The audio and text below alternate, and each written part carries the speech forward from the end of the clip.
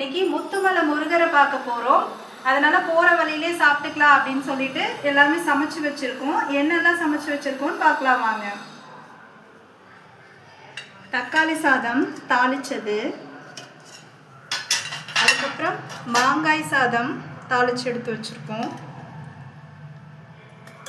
அதுக்கப்புறம் காளான் ஃப்ரை தொட்டுக்கிறதுக்கு, பொட்டேட்டோ ஃப்ரை,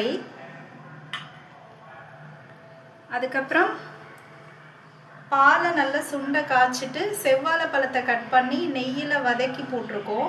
இது ரொம்ப டேஸ்ட்டாக இருக்கும் இந்த ரெசிபி சாப்பிட்றதுக்கு. அடுத்தது லெமன் ஜூஸ், அதில் கொஞ்சம் புதினா இலையும் சேர்த்துருக்கேன்.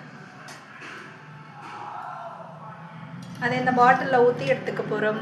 அவ்வளோதான் ஃப்ரெண்ட்ஸ், நாங்கள் முருகரை பார்க்க போகிறோம் இன்றைக்கி. உங்களுக்கும் நேரம் கிடைக்கும் போது அந்த கோவிலுக்கு போயிட்டு வாங்க. கோவிலுக்கு போயிட்டு வந்தாலே ரொம்ப மனசு அமைதியாகவும் சந்தோஷமாகவும் இருக்கும். உங்களுக்கு நேரம் கிடைக்கும் போது போயிட்டு வாங்க. பாய் பாய் ஃப்ரெண்ட்ஸ்.